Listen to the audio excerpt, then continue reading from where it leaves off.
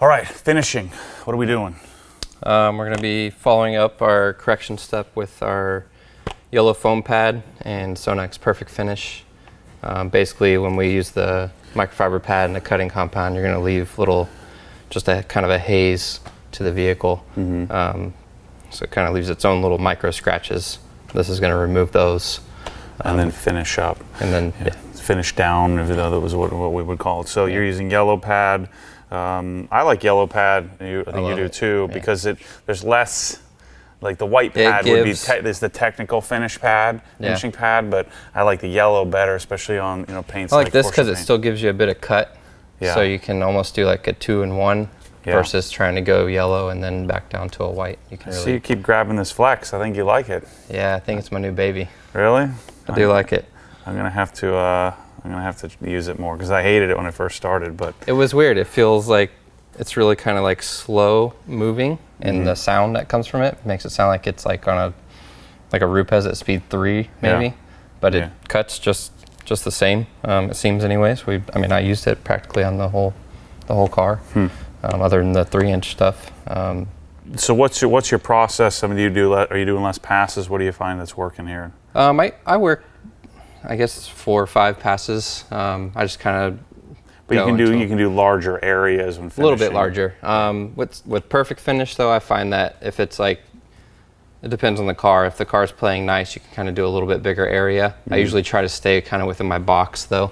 Yeah. So I'm not like reaching out or reaching over, because then that's when you start getting your tilt in your machine and everything, and that's when your finish will start degrading. So you want to stay kind of generally, in kind of your corners within your reach. With Perfect Finish, it works kind of better wet, not so much like trying to jewel it out for forever. It kind of does its thing almost immediately. Yeah. And then you're ready to go. All right, show us what you're doing. Let's do it. It's already primed, so I don't need to put a lot of polish. Usually just do a few pea-sized dots.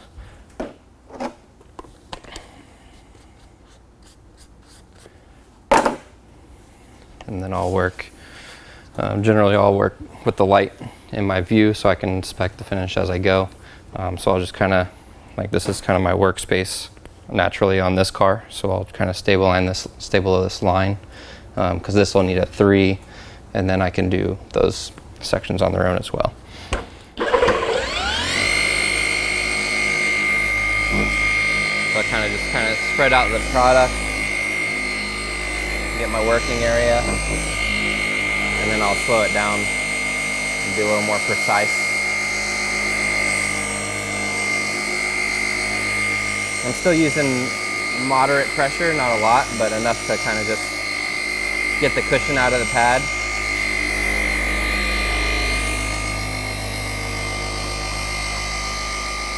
And slow arm speed. On this machine, I'm full tilt. Like I said, it runs kind of slow, but it's actually a perfect speed for finishing. Yeah, I wish we did have a little bit more headroom. Yeah, I do too, a little bit, yeah. But like I said, it was. I didn't see like a difference in performance really in the cutting. It might be a marginally less efficient than maybe a Rupes, but not a lot. And that should be all it needs. And that's actually probably a little bit longer. I'm gonna throw all these yellow towels are done. Yeah, I like those purple ones. I hate those purple ones. The purple ones and the pluffles, that's all you need. Yeah, don't listen to Billy, he doesn't know what he's talking about. Just throw everything else away. Just buy all those pluffles. Well, don't buy them all because I want them, so. Yeah, I don't think we have any. Gosh, I think I bought like 100 of them. It's incredible that we have like nothing. Everything I have in the warehouse is basically sold. We're just trying to keep it coming in. And you can either use your light source to inspect, but it's kind of more general and broad. But then you can use this to find any of that ticking or haze. And we don't have anything that I'm seeing, so.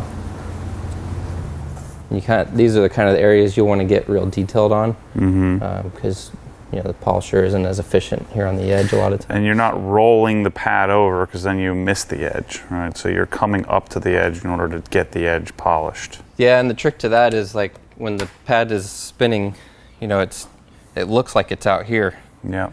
But it's really here still. You need to be on the edge of the backing plate, not the edge of the pad. Right. Yeah. So you'll kind of see the pad will like waffle. It'll curve up. Yeah. And so you need to be on where the edge of the backing. So that curvature is to protect you from the backing plate. Right. And so we want to be our edge come right to the edge of the backing plate, right? And you'll see your kind of main pad, and then you'll see kind of a ghost. Yep. That's like a half an inch further than that. And that ghost you can go over the edge with, but you want to get your pad. Yeah, because what's happening is that thing as you're pushing down, the pad is lifting up the very edge of the pad. And so we want, you know, basically where my knuckles are to touch the edge to get the edge work done. And that's basically it for finishing, right? So finishing goes twice, 3 times, 4 times faster than compounding. It's a lot faster. Yeah. It's and a lot of people would argue, like, you know, from 10 feet away, you wouldn't need to finish.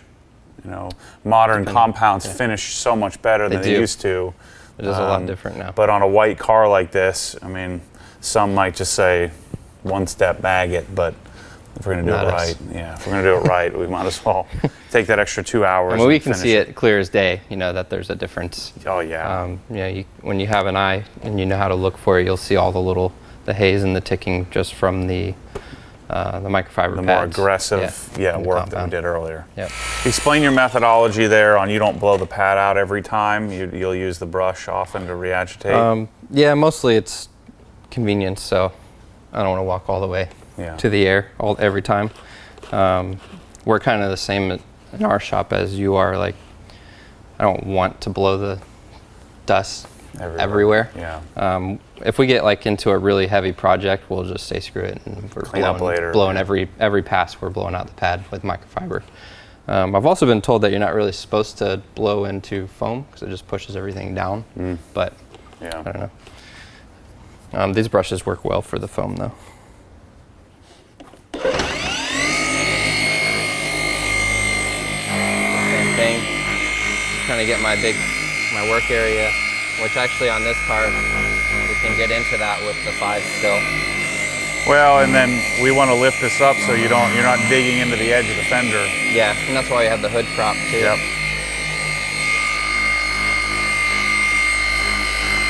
On this beveled edge, I like to bump in, keep the pad spinning nicely.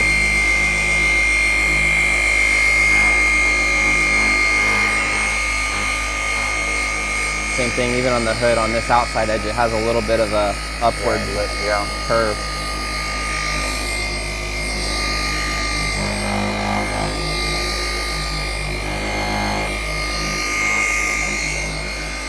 The one thing I noticed about this machine that I like is the battery is actually a really nice, it's kind of natural to kind of grab it.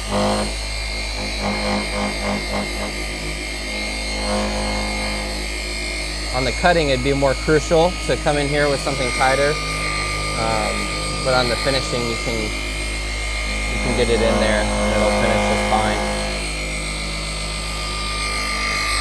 And I'm giving a little bit of tilt to get the pad edge into there. Same thing on this, I'm giving it a tilt upwards to get it away from the edge so you're not digging down into that cement.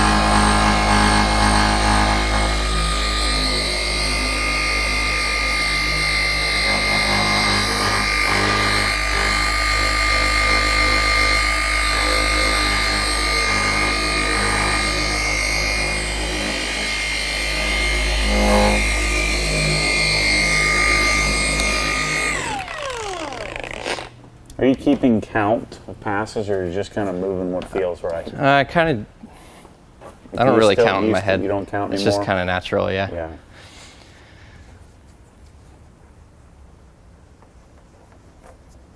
And one of the things, the way that if you're new to polishing, to stay organized would be to do the cross hatching, right? Yeah. So okay, each one. But once you have time under machine, you could go the same direction. So changing direction does nothing for the polishing aspect, other than getting into the body cracks. lines. Yeah. But it's not necessary to like take this flat area and go back and then forth. So the back and forth or up and down doesn't matter. It's more of the time. Just a mental thing. Yeah.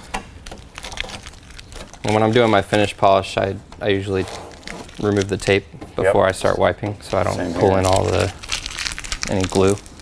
Yeah, same here. Oh, man, this thing looks so good compared to where it was. Yeah, it's coming out really nice. Yeah. That wing I was worried about. Yeah, we had to really beat the crap out of that. The other positive is I don't see any rock chips or anything on the roof that wasn't protected. No, I think the pillars are still good too. So we're good too. Because one of the problems with, if you do paint protection film after the fact and you have a bunch of rock chips, you get a bunch of bubbles. Right. And there's not really anything you can do about that. Even if you filled it, then you'd have a peak. Yeah, there's nothing you can do really.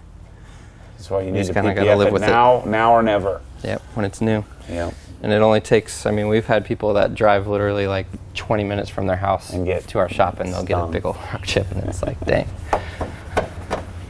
That's just really bad luck. Yeah. Also foam, especially on this, we're not removing as much clear coat, as much material. So blowing out pads isn't as critical in this step as it is in the compounding. Yeah, I mean, if you get your pad loaded up, it won't work properly. Like this one's already getting to the point where I need to wash it. Just swap it, yeah.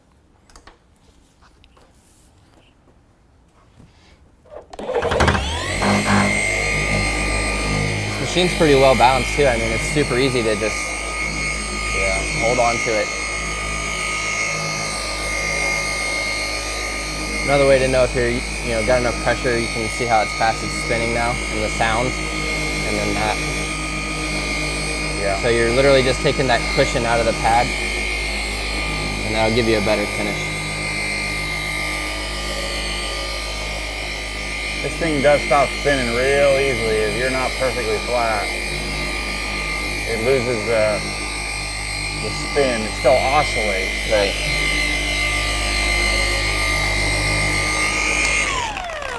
And that's why people like forced rotation so much, because it will never stop. It physically can't stop spinning.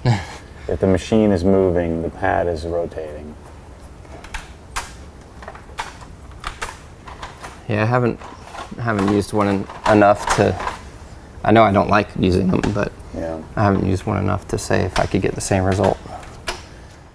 Yeah, but I mean, it's interesting though. Like, we hated that machine when we first used it, and we're complaining in the previous video, and now we kind of like it. So, well, you kind of like it. I have to try. You're gonna like it.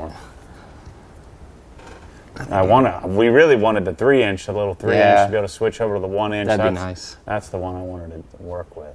All right, so that's finishing. We're gonna go through. Well, Billy's gonna go through, and Gabe are kind of dialing in the finish here. I wanted to part of the reason why you haven't seen me polishing on the car as much, I wanted to get the wheels done, and I want to maintain a consistent finish. When you have, these guys work together all the time, if you introduce me into the equation, he's just going to have to redo it anyway. So we kind of came to the conclusion to keep me over in the corner there, and we have different techniques, and I don't work with these guys all the time, so now we have a consistent finish across the whole car. I'm sure I'll take some heat for that. So remember that we shouldn't be removing defects in the finishing stage. We should be removing all of the defects, and then the finishing is going to remove the remnants of what the compounding leaves behind. Sometimes you end up with some tick marks, some hazing, some leftover, pad marring from the microfiber that the foam is going to get out. But what you don't want to be left over is you don't want to be left over with swirls and scratches. So the transition from compounding to finish polishing, that should be where you're questioning whether or not you need to finish.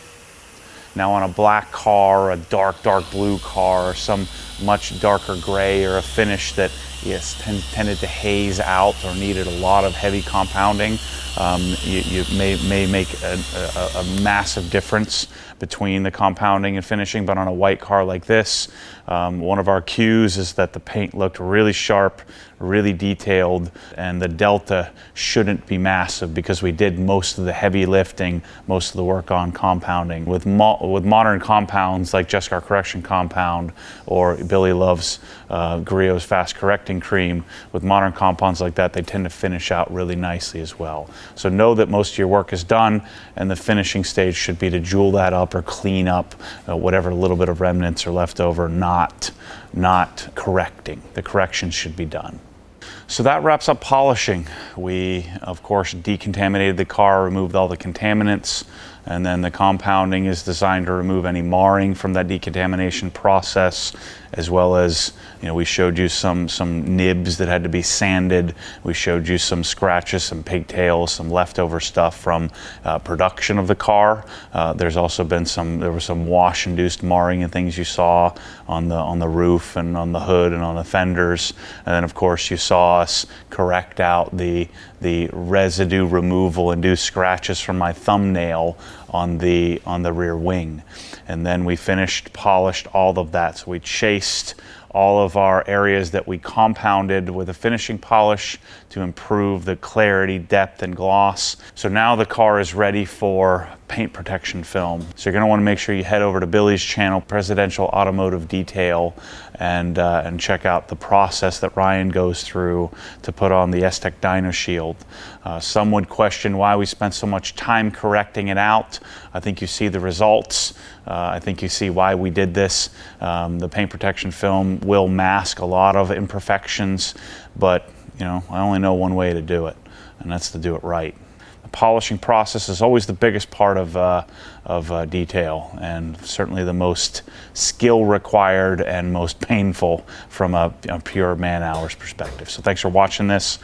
Stay tuned for more cars. We'll be doing M3 soon as well. Catch you on the next one.